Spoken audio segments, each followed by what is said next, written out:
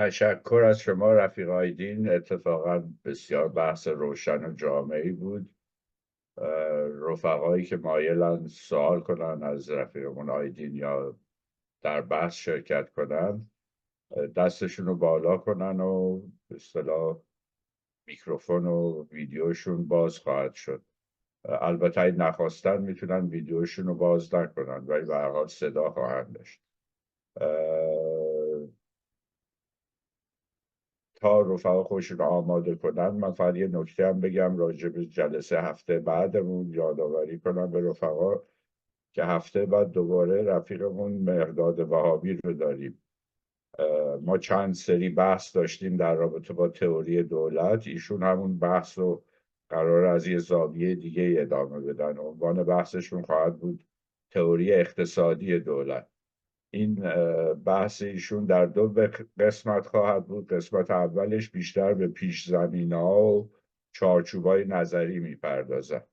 قسمت دومش رو چند هفته بعد. این 15 مهر رفیقمون مهرداد وهابی. رفقای عزیز، اونایی که سوال دارن یا بحث دارن دست بالا کنن تا رفقای دیگه آماده شن. من خودم پس یه چند تا نکته میخواستم بگم، هم سوال هم یه جوری توضیح. خیلی از بسیار کشورهای اروپایی که این دولت ملی شکل گرفته و وحدت ملی به یه شکلی به اصطلاح تونسته پیدا بشه، به نظر من دو تا عامل توش خیلی مهم بوده. یکیش اینه که اصولاً وحدت ملی و زبان واحد خودشون به اصطلاح یکی از محصولات و یا نتایج بازار واحد ملیه. یعنی با شکل‌گیری گسترش مناسبات کالایی، شکل‌گیری خود بازار واحد ملی یکی از پیش زمینه‌هایی است که زبان واحد ملی رو موجب میشه. ما خب در ایرانی همچین پدیده‌ای نداریم. دولت مدرن، دولت به اصطلاح رضاشاه از بالا ساخته شده، از اولش هم بر اساس سرکوب ملیت‌ها بنا شده، یعنی بر اساس سرکوب اعراب، بلوچا، ترکا، کردا. چون هدف بسیار دولت رضاشاه یه دولت نظامی، دولتی است که پایگاه اصلی قدرتش رو ارتشه و اتکا هم کرده به بوروکراسی اون موقع دولتی که فارسی زبان بوده. در نتیجه اصولا شکل‌گیری دولت ملی در ایران مصادف با سرکوب ملیت ها. به جای اینکه ما مثل انقلاب مشروطه که شاهد این بودیم یه نوع وحدت ملی داره شکل میگیره، اینجوری که مثلا مردم آذربایجان خطاب میکنن به مردم اصفهان، ملت اصفهان مثلا اله کنید بله کنید، همدیگر رو ملت مینامیدن این شهرهای به اصطلاح مهم انقلاب مشروطه. با سرکوب انقلاب مشروطه این زمینه که فراهم نمیشه، از اون طرف به طور تصنعی از بالای دولت ملی به اصطلاح مستقر میشه، متکی به ارتش و سرکوب ملیت ها.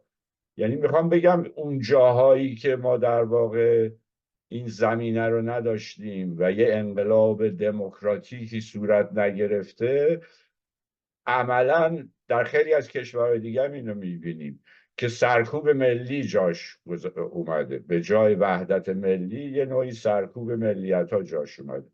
بخواستم هم تا چه اندازه این جنبه در صحبت شما به اصطلاح اثر داره. یعنی شما اشاراتی کردین به این نحوه شکل‌گیری دولت ملی در ایران. فقدان انقلاب دموکراتیک یا شکست انقلاب دموکراتیک از یه طرف و نبودن این پیش زمینه رشد مناسبات کالایی و بازار واحد ملی و زبان واحد ملی. تا اینکه رفقای دیگه دست بالا کنن گفتم من این نکته رو بگم. میبینم یه رفیق آماده است. بفرمایید آیدین عزیز. مرسی. آره این سوال مهمیه به نظر من توی کارم یه بخش از کار اتفاقا به همین بحث تکوین بازار ملی اختصاص دادم خواه نخواه. اه، و خب بله تا حد خیلی زیادی اون فرایند تکوین بازار ملی غایب بوده در ایران. ولی من خیلی موافق نیستم که این باز مختص ایران بوده. مثلا اگر ما کیس مشخص ایتالیا رو ملاک قرار بدیم که خب گرامشی هم روش تمرکز کرده، اتفاقا نقدی که گرامشی داره تو بحث اون ریزورجیمنتو یا اون ایتالیان یونیفیکیشن، یک پارچگی ایتالیا، اتفاقا اون هم بحثش این هستش که اتفاقا روشنفکران ایتالیایی نتونستن زمینه فکری و نظریه لازم برای شکل‌گیری یک بازار ملی رو در ایتالیا فراهم بکنن و در نتیجه خب اونجا هم یونیفیکیشن یا یک پارچه سازی یا شکل‌گیری فضای ملی خانه‌ها روی زبان ایتالیایی اتفاقا متمرکز میشه و زبان ایتالیایی هم میدونیم که خب یک زبان مختص فلورانس بوده که بعد به عنوان زبان ملی در واقع رسمیت پیدا میکنه از بالا به پایین و خب همون میشه مصداق باز استعمار داخلی توی ایتالیا. و باز من فکر کنم فقط باز مسئله به ایتالیا هم محدود نیست، یعنی همین توی فرانسه بوده، توی آلمان بوده.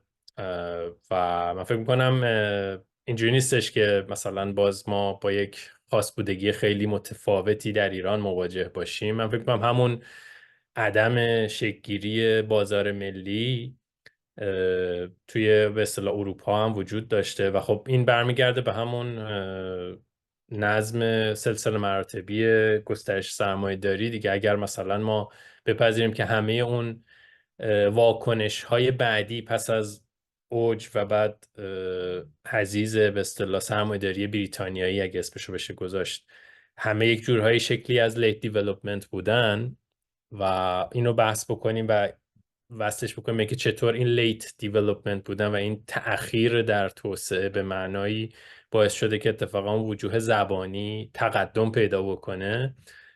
اون در این معنا من فکر میکنم خیلی اتفاقا مشابهت هایی هست مثلا کیس های اروپایی مثل فرانسه، ایتالیا، آلمان و کیس ایران. یه نکته دیگه همین که من فکر میکنم حالا چیزی که باز من فکر میکنم ضرورت داره بهش فکر بکنیم این هستش که مثلا انقلاب دموکراتیک رو هم خودش مفهومش رو چطور میشه بازاندیشی کرد. خب معمولا ما الان میبینیم که ارجاع اکثر منتقدین و روشنفکران انتقادی و مترقی ها، خیلی هاشون همچنان به کانستیتوشنال رولوشن یا انقلاب مشروطه ارجاع میدن به عنوان اون نقطه‌ای که ما باید برگردیم بهش و خب هم حاکمیت قانون. ولی خب من میگم همزمان با این ما باید به این فکر کنیم که اون بازگشت به حاکمیت قانون اگرچه که قطعا سودمندی هایی داره، ولی خب خانه‌ها همچنان ما رو در دل همون سازماندهی ملی فضا محدود کرده و مثلا اون در بهترین حالتش ما الان توی به اصطلاح پیشرفته‌ترین کشورهای سرمایه‌داری داریم میبینیم دیگه، نحوه مواجهه با مهاجران و بیرونگذاری و چطور مثلا نجات پرستی داره از طریق همین اتفاقا دولت ملی دموکراتیک لیبرال دموکراتیک باز تولید میشه. به این هم میگم باید یک جورهایی فکر بکنیم. حالا این نکاتی بود که میخواستم در پاسخ به حرفتون بزنم و نمیدونم چقدر در واقع مرتبط بود، امیدوارم خیلی پرت نبوده باشه.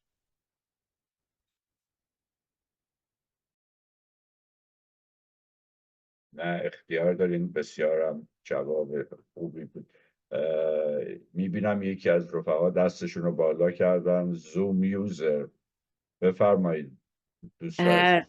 سلام، خیلی ممنون. خیلی جنبه های مختلفی که باز کردین و به خصوص این غلبه‌ای که این فارسی اهمیت زبان رو توی در واقع تمام ذخیره یه جورایی تاریخی روشنفکری که ما باهاش تغذیه شدیم یه جورایی ردش رو بهش اشاره کردین که برای خود من جای یه خورده کاوش بیشتر رو گذاشته و مرسی از این توجه.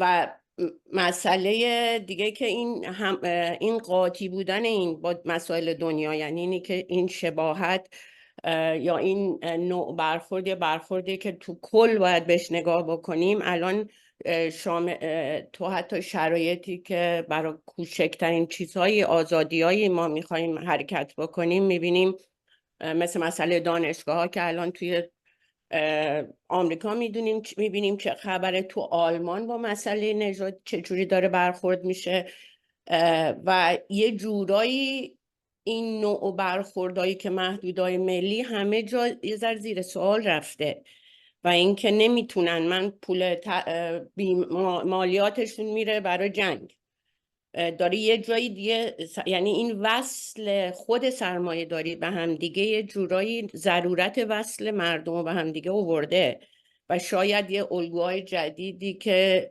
مثل که من بیشتر دلم میخواد راجبش بدونم، مثل همین چیزی که کردین اگه درست به کار بریم یه جورایی شهر یه تعاونی شهرها یا یه چیزی از شهروندی یا شکلایی که در واقع توی تاریخ هم از نظر مدیریتی زمینه هاش بوده و کار کرده و هنوزم ممکن راه حله. یکی این که اگه منابعی میدونین، یعنی همین مباحث ممکنه که تو زمینه سیاسی و زمینه سیاسی قالبی که روشنفکرای ما داشتن ارائه نشده باشه، ولی مثلا تو بررسی تاریخ هنر یا تاریخ لباس، نمیدونم تو تاریخ کارهای دولتی، شاید اگه که یعنی با یه بازگشایی هست، یا تو تاریخ موسیقی برای مثال، ممنون میشم که معرفی کنید. خیلی ممنون، خیلی ممنون. مرسی. آره من فکر میکنم که اون اشاره که من تو بحثم کردم به پسیو رولوشن، اون تعبیری که گرامشی استفاده میکنه، من فکر میکنم آره اگه اتفاقا در پرتو این وقایع اخیر هم بخوایم ببینیم ماجرا رو، سرکوب دانشجویان توی آمریکا مشخصا و حالا جاهای دیگه، من فکر میکنم باز بحث میشه به همون بحث شکل دولت ملی دیگه. یعنی ما به خاطر اون نظم سلسله مراتبی که حالا ظرف چند صد سال گذشته در واقع تثبیت شده و الان به شکل کنونی در اومده، با یه روندی مواجه هستیم که اون رابطه استعماری بین مراکز و حاشیه ها خب دیگه به همین راحتی قابل تغییر نیستش و یکی از اصلی ترین، اگه نگیم اصلی ترین که به نظر من هست، اصلی ترین مکانیسم حفظ این نظم سلسله مراتبی همین حفظ مرزهای ملی هست به نظر من. و خب تنها شاید آپشنی برای کنترل حرکت جمعیت ها و جلوگیری و توجیه حملات نظامی تحت عناوین مثلا با بحث مرزهای ملی و اینکه مثلا چطور سوء استفاده میشه کرد از اون گرایش‌های ناسیونالیستی برای تهییج مردم برای پیشبرد اهداف نظامی. درنچه اون به نظر من خیلی مهم هست که ببینیم چطور اون انقلاب‌های منفعلانه در قالب پروژه‌های ناسیونالیستی همچنان داره کمک میکنه به بازتولید نظم سرمایه‌دارانه موجود. و در خصوص منابع من خودم مشخصا خب خیلی از لوفف بیشتر استفاده میکنم. برخی از آثارش خب متاسفانه به فارسی موجود نیست ولی به انگلیسی مثلا ترجمه شده، مثلا کتاب Right to the City که یه مکمل دیگه هم داره این کتاب Right to the City Right to the Difference. اون کتابش هنوز به فرانسه است، به انگلیسی ترجمه نشده. این دوتا مثلا به نظر من مهمه. یا یک مفهوم دیگه ای داره لوفف تحت عنوان اوتوجسشن یا خودگردانی که یک کتاب هم هست. من فکر کنم یک کتابی در خصوص این ایدهش پارسال منتشر شد در فارسی، الان ذهنم نیست عنوان دقیقش، ولی اگه خودگردانی و لوفف رو مثلا جستجو بکنید احتمالاً اون کتاب رو هم ببینین.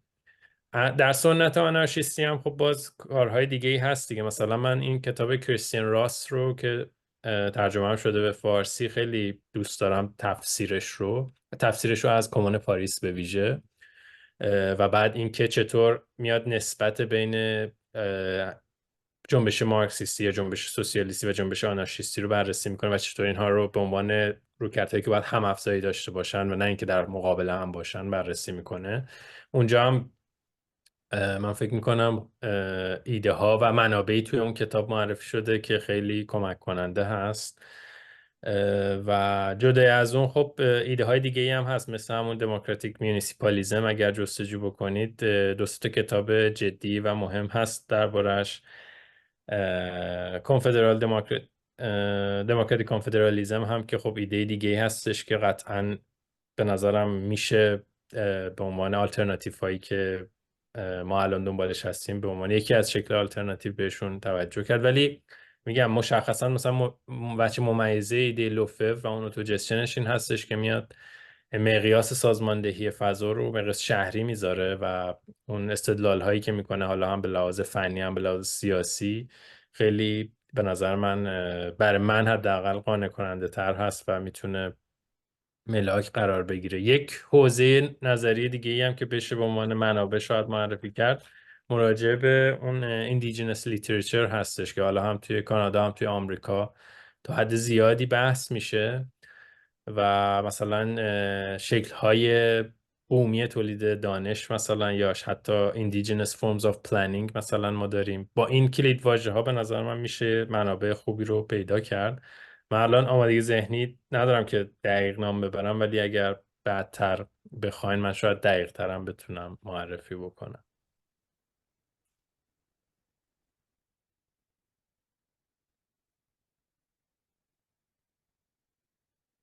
مرسی رفیق آیدین. یه دوستی به اسم ای دستش بالا بود ولی افتاد. اگر هستین و هنوز مایلین بحثی مطرح کنین بفرمایید. نمیبینم ایشون رو دیگه. ایشون مثل این که خارج، یعنی نه فکر نمی کنم خودش از افتاده بیرون، رفتن بیرون. رفقای دیگه کسی نیست. من میتونم یه سوالی بکنم، هم سوال کوتاست. میخواستم یه ذره همون نمونه های دموکراتیک مونیسیپالیتیز رو شما مطرح کردین و روی مبنا و شهر محوری همچین چیزی گفتید. مثالاش رو یه ذره اگه بتونی یه بار دیگه بدین خیلی ممنون میشم. مرسی. مثال های متعددی داره و مثلا اینجوری هم نیستش که مشخصا خود فقط حالا شهر رو به عنوان یک مقیاس در نظر بگیره. مثلا یکی از مثال ها شاید این باشه که ما مثلا خانه های تعاونی که اینجا الان توی کانادا مثلا ما باش مواجهیم، به نظر من یک شکل سازماندهی سیاسی فضا هستش که خب خیلی محلیه، ولی اگر مثلا گسترش پیدا بکنه و این خانه های تعاونی در پیوند با هم قرار بگیرن یک انجمن گسترده تری تشکیل میشه که میتونه اون در مقیاس شهری قابلیت اثرگذاری و نمایندگی سیاسی داشته باشه. به نظرم خیلی تجربه جالبی هست اینکه شما در دل یک جامعه سرمایه‌دارانه چقدر میتونی شکل متفاوتی از تولید فضا رو در واقع ملاک عمل روزمره خودت قرار بدی. مثلا اینجا من سالهای اخیر با این پدیده خانه‌های تعاونی یا کوآپ هاوزینگ که مواجه شدم، برام خیلی جالب بود شیوه سازماندهیشون. این که مثلا شما اولا که خب ورود بهشون الان سخته چون تعدادشون کم هست، ولی میری اگر بخوای درخواست میدی میری توی به اصطلاح لیست انتظار و بعد که وارد شدی شما در واقع عضوی از یک انجمن کاملا دموکراتیک میشی که خبری از اجاره و اینها یا مالک نیسته. شما اون مجتمع ساختمانی که مثلا ممکنه 400 واحد باشه، 200 واحد باشه، 100 واحد باشه، همگی به شکل دموکراتیک و شورایی امور مربوطه رو برنامه‌ریزی و سازماندهی میکنیم و در کنارش نه چیزی به عنوان اجاره بلکه به عنوان مثلا ماهانه هزینه‌ای که برای نگهداری وضعیت و حالا تعمیرات لازم هستش پرداخت میشه که خب از میانگین نرخ اجاره در شهری مثل تورنتو خیلی پایین‌تره و خیلی افوردبل و در واقع مقرون به صرفه تر هستش. و این به شما اولا امکان میده که توی یک سطح خیلی روزمره مشارکت بکنی. یعنی مثلا منی که مدام در بهترین حالت سطح مشارکت سیاسی به مثلا رأی دهی محدود میشه به یک مشارکت خیلی انتزاعی که تازه برای خیلی از مهاجرین اساسا اون هم امکان پذیر نیست، در عوض ما بیایم توی یک مقیاس خیلی روزمره تر به تولید فضای دموکراتیک فکر بکنیم. یعنی مدام دنبال این باشیم که ببینیم در همین مثلا سطح زیست روزمره از جمله سازماندهی فضای زیست، خانه و مسکن، چطور میتونیم مسئله رو پیش ببریم. مثلا یکی از نتایجی که میشه گرفت این هستش که چطور میشه این شکل تعاونی یا همکارانه سکونت رو گسترش داد و به هم وصل کرد، حالا هم توی شهرهای آمریکای شمالی هم جاهای دیگه به هم دیگه. ولی خب میگم مثالهاش قطعا این نیست، این فقط یکی از چیزایی بود که الان به ذهنم رسید.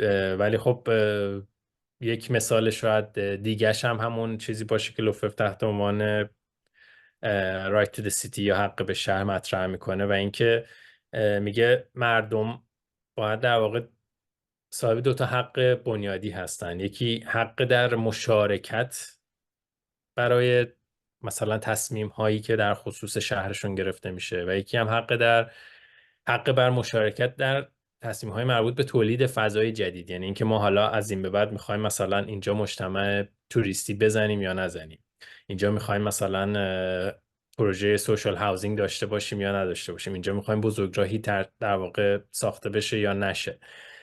میگه سمت و سوی مسائل رو به جای اینکه مثلا ببریم تو سطح دولت ملی مطرح بکنیم، بیایم توی سطح حکومت شهری مطرحش بکنیم و ببینیم که چطور میشه از پایین این سازماندهی رو به شکل دموکراتیک تری سازماندهی کرد. و البته این به معنای نیستش که قطعا اون ساختارهایی که تو سطح ملی و بین المللی وجود دارن نادیده بگیریم، ولی خب یکی از شاید راههای ورود برای تغییر اون ساختارها باشه.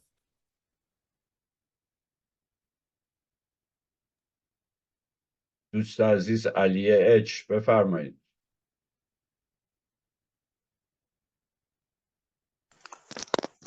سلام، وقت بخیر. صدای من هست؟ بله صداتون هست، بفرمایید. اوکی. خب من خیلی ممنونم، خیلی تشکر میکنم از بحث خیلی خوبه آیدین عزیز. یه نکته‌ای که به ذهنم خطور میکنه، یعنی به عنوان یک جور حساسیت، حالا این تیپ بحث‌های متأخری که تو فضای به اصطلاح فضای چپ ایران، یعنی تیپ بحث‌های بیشتر دانشگاهی مطرح شده، خب اینو من در مقابل اون بیشتر ادبیات استالینیستی میتونم قرار بدم. یعنی اون ادبیاتی که یعنی یه جورایی مثلا همین مسئله ملی رو خیلی نمیبینه و اون دوگانه مشهور لنینی هم تأکیدش بر حق تعیین سرنوشت و هم تمایزی که بین بالا ناسیونالیسم فرادست و فرودست میذاره رو مخفول میذاره. ما اینو یعنی همکنون هم همین رو داریم. به نظرم خود آیدین یه متنی نوشته بود در واکنش به بیانیه‌ای که به اسم مثلا فعالین کارگری مطرح شده بود و اون تو اون متن حمله شده بود به یه جورایی به مثلا هویت خواهی، همچین مسئله. من خیلی دقیق الان تو ذهنم نیست. این ادبیات تا به امروز وجود داره و اتفاقا یعنی همین نگاهی که مسئله ملی رو حاشیه‌ای فرعی داره میبینه و اصلا هیچ پیوندی رو نمیتونه ببینه بین اصلا صورتبندی سرمایه داری هم در مقیاس ملی هم در مقیاس جهانی و خود مسئله استراتژی انقلابی، پیوندش با برجسته بودن مسئله ملی و دیدن اون پتانسیل و ظرفیت‌هایی که اینجا وجود داره. از این لحاظ خب این بحث‌ها به نظرم خیلی درخشان، خیلی عالیه و همین نگاهی که حالا به ودا داره میکنه با همین نگاه سلسله مراتبی کردن مثلا اشکال ستم در حاشیه قرار دادن، یه جورایی به نظرم حساسیت همین اینترسکشنالیتی محور رو اینا رو داره. این خیلی به نظرم قابل ستایشه، ولی یه سکوت هایی وجود داره. من خیلی مایلم که مثلا آیدین عزیز سر این صحبت بکنه. من جدای از بحث های آیدین فکر میکنم ایمان گنجی هم نکات و بحثایی داره سر همین مسائل، یا کسای دیگه ای که الان خیلی لازم نیست اسم ببرم. این یه جور به نظرم همین واسازی، همین دیکانستراکت کردن چگونگی شکلگیری همین جغرافیایی که ما به اسم ایران، همین دولت ملی تو این چارچوبی که ما به اسم ایران میشناسیم، یه جورایی به نظر یه کمبودهایی داره. یعنی من این حس رو دارم که خب این در چارچوب این استراتژی انقلابی سکوتاش به این معناست که خب اصلا انگار همین مثلا ترمی که آیدین به کار میبره، استعمار داخلی، چقدر این ادبیات بدون اون حساسیت های خاص نسبت به یک مبارزه مترقی میتونه اتفاقا کمک بکنه به ناسیونالیسم های فرودستی که ما بر اساس همون سنت مثلا لنینی میدونیم تفاوت داره با ناسیونالیسم فرادست، ولی در نهایت ارتجاعیه. در نهایت اونم ته اون آرزو و تخیل سیاسیش شکل دادن حالا به یه شکلی از فدرالیسم، همین یه جور ملوک توایفی کردن همین جغرافی سیاسیه، یا هم یعنی در ذیل همین ایده حاکمیت و تلاش برای یه جور استقلال گرفتن و باز تولید همین مناسباتی که ما در چارچوب همین مدرنیته سیاسی و مدرنیته کاپیتالیستی تحت نام فرم دولت داریم میشناسیم. میخوام بگم که یعنی مایلم این هم من برداشتمو دارم میگم این حساسیت وجود نداره توی بحثای یک کسی مثل لنین. به نظر من این خیلی برجسته است، همون ظرفیت‌ها رو داره میبینه و هم یه جورایی واکنش داره نسبت به ناسیونالیسم فروده است، یه جور واکنش داره به هویت خواهی هایی که خب دقیقا میتونن از این ادبیات بهره بگیرن. حالا بحث من اینه که این ادبیات یه جاهای سکوت هایی داره، یه ناروشنی هایی داره که این بایستی پر بشه، بایستی اتفاقا نیروی یا به اصطلاح مثلا کسایی که دارن سر این حوزه صحبت میکنن و از موضع چپ دارن صحبت میکنن اینجا هم بایستی حرفی داشته باشن. صرفا مسئله تقابل یا نقد و واسازی کردن این فرم مثلا دولت ملی تحت نام ایران و اینا و استوار بر این بنیادهایی که مثلا آیدین بهش میگه فارسیسم و شیعیسم و اینا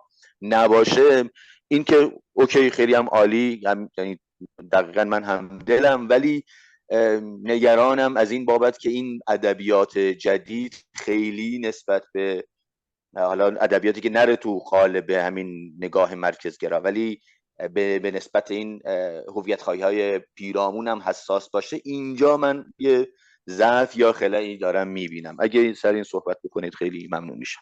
مرسی. مرسی. آره نکته خیلی مهمیه و تا حد زیادی هم قبول دارم. یعنی تو بحثایی که اخیراً شکل گرفته بیشتر هدف شاید این بوده که اون نگاه غالب موجود واسازی بشه و یه جور این تقابل باعث شده که اون وجه مثلا ارتجاعی ناسیونالیسم های مغلوب کمتر مورد توجه قرار بگیره. قطعا باید بیشتر به این پرداخته بشه، ولی خب شاید حالا نه به عنوان توجیه، به عنوان توضیحی که چرا اینجوری شده. من فکر کنم شاید یکی از دلایلش این بوده که خب شما فکر کن اگر ما مثلا بپذیریم که 100 ساله که روند اینطوری بوده، خب قاعدتا در بد و امر شاید یه ذره لازم باشه که اون واسازیه و وزن بیشتری بهش اختصاص داده بشه. ولی آره به رغم این من به شخص موافقم که میشه همزمان پیش برد، قرار نیست ابتدا مثلا فقط واسازی کرد، همون همزمان خیلی هم ضرورت داره به نظرم که اون وجه دیگه‌ش هم بحث بشه. ولی فکر میکنم شاید یک توضیحش این باشه، یعنی اون تثبیت اون دانش فارسیستی دولت محوری که ظرف یک قرن حداقل تولید شده، خب وزنش خیلی زیاده. یک شاید این باشه. ولی خب آره راجع به آلترناتیو ها اتفاقا مثلا من به شخص خودم شاید خیلی بحث فرصت نشده بکنم راجع به این که مثلا چرا من با فدرالیسم موافقم، مثلا مخالفم با فدرالیسم، یا مثلا در عوض با اون چیزی که لوفف تحت عنوان سازماندهی حالا دموکراتیک در مقیاس شهری هست به جاش موافقم.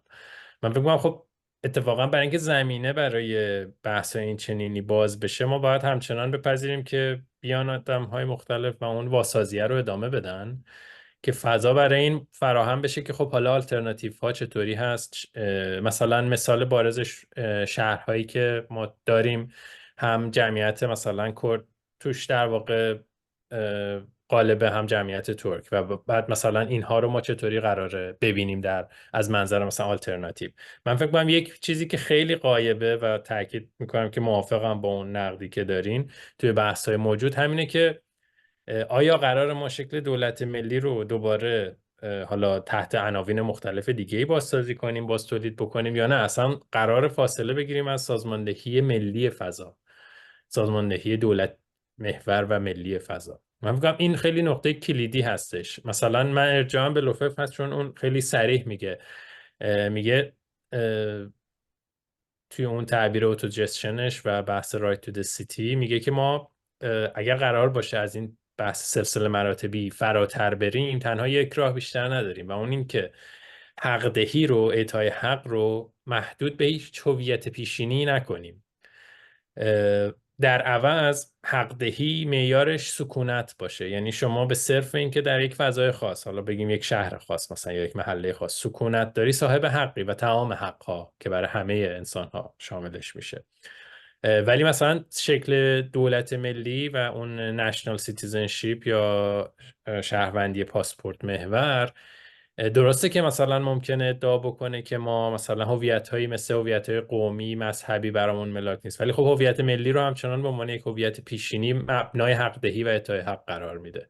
در نتیجه مثلا وقتی از ما دموکراتیک میونیسیپالیسم حرف میزنیم یا اوتوجستشن در مقیاس شهری، داریم میگیم که حق دهی نباید بر مبنای هیچ هویتی باشه. اتفاقا به این معنا خیلی رویکردمون بر ضد هویت طلبی هست، برخلاف انتقاداتی که میشه و مثلا بعضیا میان میگن کسانی که داریم راجع به ستم ملی حرف میزنیم نوعی هویت طلبی رو داریم در واقع رواج میدیم. من به شخصه فکر میکنم اتفاقا اون چیزی که من دنبالش هستم کاملا ضدیت به هویت طلبی هم هست. هویت طلبی شکل‌های مختلفی داره. توی همون نقدم به بیانی اصلویی هم من گفتم هویت گرایی میتونه هویت گرایی کارگری هم باشه. اتفاقا من میگم برای اینکه از انواع و اقسام شکل‌های هویت گرایی فراتر بریم، ضرورت داره که به اون شکل بدیل سازماندهی سیاسی فضا فکر بکنیم. اون شکل بدیلش به نظر من اون چیزی هستش که برای مثال یکیشون رو لوفف توضیح داده و آلترناتیف های خیلی حالا شاید محدودی در جاهای مختلف جهان باشه الان، ولی خب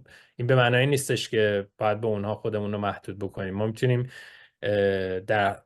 برای شروع در سطح فکری تمرین بکنیم راجع به اینها، بیشتر بحث بکنیم و بعد به اتکای تاریخ به اصطلاح تکوین ایران بفهمیم که چطور کدوم ها میتونه مثلا به شکل عملی اجرایی بشه با چه حالا جرح و تعدیلی. این زاویه دید من هستش. حالا امیدوارم که به اون دغدغه‌ها جواب داده باشه.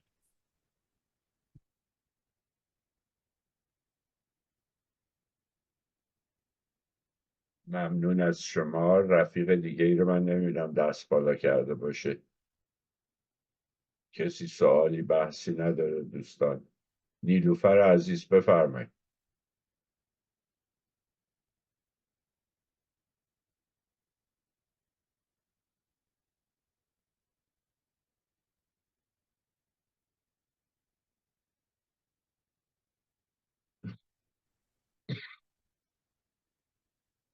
سلام، صدای منو داری؟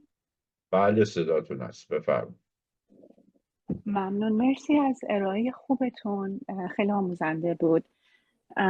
منم یه سوالی داشتم که البته شما الان تو سوال قبلی بهش اشاره کردیم، ولی میخواستم یه مقدار ایجابی تر اگه میشه در این مورد صحبت کنیم. یکی از مشکلاتی که من خودم همیشه مثلا با بحثای پست مدرن، پسا ساختارگرایی، بحثای مثلا پسا استعماری، فمینیسم جدید، چپ نو، همه اینا تو ذهنم پیش میاد وقتی مثلا سراغشون میرم. دقیقا همین هویت گراییه، یعنی این سیاست هویت رو در واقع جایگزین یه سیاست کلی چپی دارن میکنن که پیشتر بوده و این باعث شده خب خیلی تکه تکه شده. اصلا انگار دیگه نمیشه هیچ اتحادی بین هیچ گروهایی با هم ایجاد کرد، چون همینجوری که جلو میری مرزها فقط گشوده میشه. گروه های کوچیکتر و کوچیکتر و کوچیکتر هی سر برمیارن. مثلا حالا میشه فرض کن مرز زبان رو گشود، زبان های مختلف رو وارد کرد و بعد مثلا در یه جامعه مثلا بلوچ یا جامعه کرد یا جامعه حالا عرب، خب زن عرب با مرد عرب خیلی فرق میکنه تجربیات زیستش. بعد اینا دوباره دو تا مبارزه جداگانه میشه. یا مثلا جنسیت های غیر باینری، خب تجربیاتشون با جنسیت های باینری خیلی فرق میکنه، دوباره مثلا بین زن های چند تکه‌ای پیش میاد. و بعد به یه جایی میرسیم که دیگه اصلا هیچ انگار مرز مشترکی برای در واقع یک اتحاد مبارزاتی دیگه نمیشه پیدا کرد. یعنی گیر میکنیم بین این آیدنتیتی پالیتیکس ها.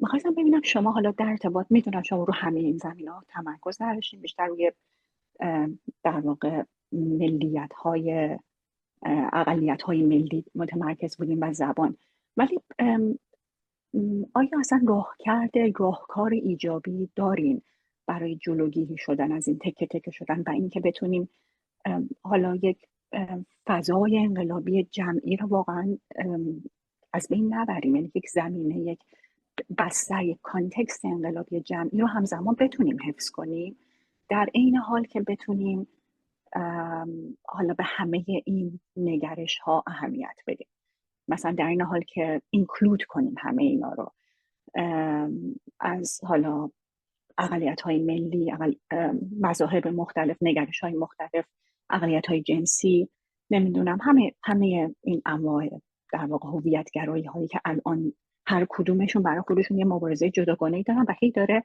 در واقع مثل درختی که شاخه‌هاش داره گسترش پیدا میکنه، هی داره شاخه میده و یه جایی الان رسیدیم توی فعلیت جهان ما خیلی سخته دیگه الان یه بستر مشترک برای یه مبارزه پیدا کردن. حالا تو زمینه کار خودتون میخواستم ببینم این شما راهکار ایجابی بهش فکر کردین یا مثلا در موردش نظریه پردازی کردین یا فرضیاتی دارین؟ ممنون میشم. مرسی.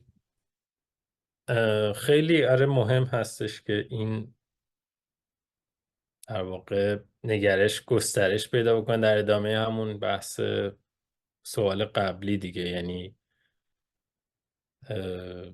من فکر میکنم خب یکی از راهکارها، حالا نمیدونم این راهکار بشه گفت یا نه، ولی حداقل در وضعیتی که الان هستیم به نظر من میتونه تا حدی راهکار باشه، این هستش که ما اتفاقا زمینه رو برای گفتم بحث‌های چنینی تا میتونیم بیشتر بکنیم که خب امکان ایده پردازی اولا بیشتر بشه. ما میدونیم که خب ایده پردازی های بدیل هیچ وقت تموم که نمیشه. ما بر مبنای شرایط زیست آدم های مختلف میتونیم ایده های مختلف داشته باشیم و وقتی زمینه رو برای مثلا در حالا نمونه ایران برای گسترش ایده هایی از بیرون جهان فارسی اتفاقا فراهم بکنیم، شاید این خودش زمینه‌ای بتونه باشه برای اینکه ما ببینیم خب اگر ما بخوایم از زاویه دیده فرهنگ‌های دیگه، زبان‌های دیگه ببینیم ماجرا رو و مثلا سازماندهی سیاسی فضا رو، یا اصلا توی سنت‌های اونها، مثلا ما کسی که زبان اولش فارسی هستش و مثلا نسلا در نسل تو فرهنگ فارسی متولد شده، بزرگ شده، درس خونده و کار کرده و غیره،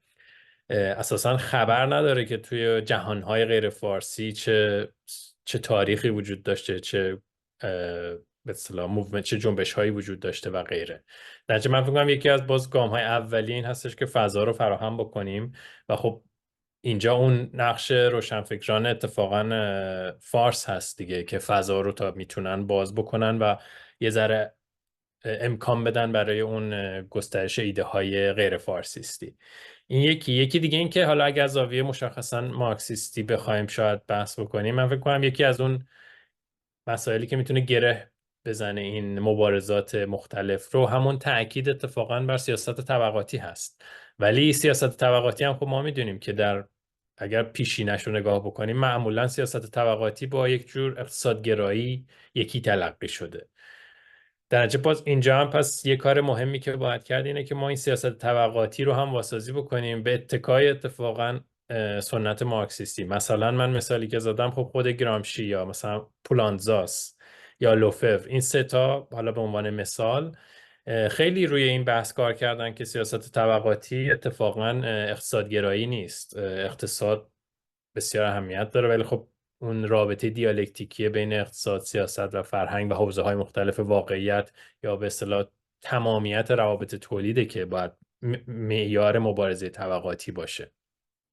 این یک گام دیگه شاید که سیاست طبقاتی رو بشه ملاک قرار داد و بعد در معنای اون فراگیرش که حالا این سه چهره مثلا بحث کردن، یک گام جلوتر باز ما مثلا اگر لوفر رو بیشتر ملاک قرار بدیم و تاکیدش روی فضا، من فکر کنم این اتفاقا خیلی ملموس‌تر میکنه ماجرا رو. یعنی اگر ما قراره راجع به هم‌افزایی و کنار هم قرار دادن مبارزه ها و جنبش های مختلف حرف بزنیم، بهتره بیایم اونها رو فضامند بکنیم، یعنی در فضاشون ببینیم.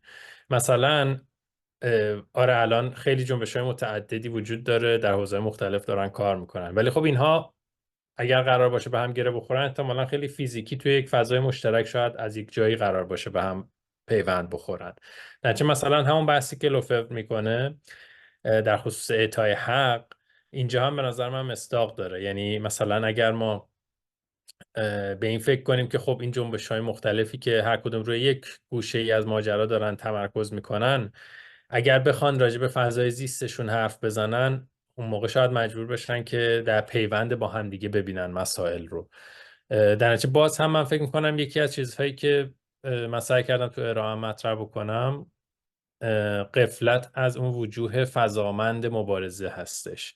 ما باید این رو بیش از پیش برجسته کنیم و بگیم که خب به این فکر کنیم که این خود فضای زیستمون چطور میتونه امکانهایی برای ارتباط اول از همه فراهم بیاره و بعد در اون فضای ارتباطی که شکل گرفته، خب خواهناخواه این ایده ها میتونن باز محک بخورن و شاید گام دیگه جلو بتونه بره مسئله. ولی میگم من خیلی احتمالاً چیزایی که میگم انضمامی نیستش، در حد ایده، ولی این سه تا گام به نظر من خیلی مهم هست و نیاز به نوآوری نظری هست. یعنی اتفاقا همون برمیگردم به همون نکته اولم که ضرورت این که روشنفکرانی از فضاهای غیر فارس بیان بیشتر مشارکت کنن، نه اینکه فقط محدود بشه. قطعا روشنفکران فارس انتقادی هم داریم، ولی خب اگر فضا فراهم بشه برای غیر فارس ها، اون امکان دیدن ماجرا از زوایای متعدد دیگه، از تاریخ‌های دیگه فراهم میشه و بعد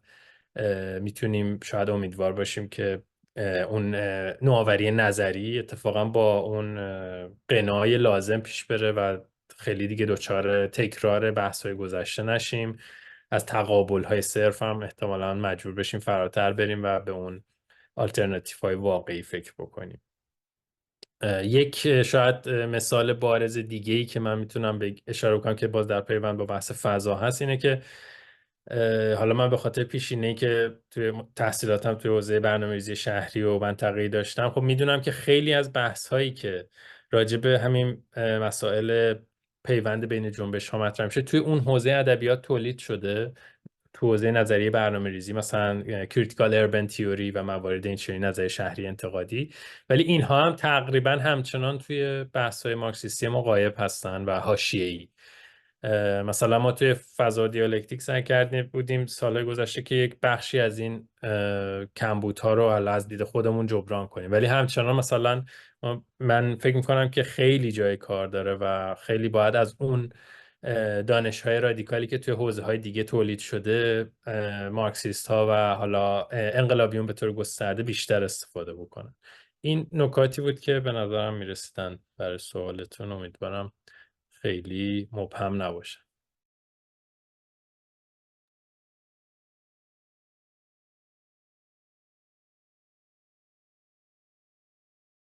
رفقا کس دیگه ای دست بالا نکرده؟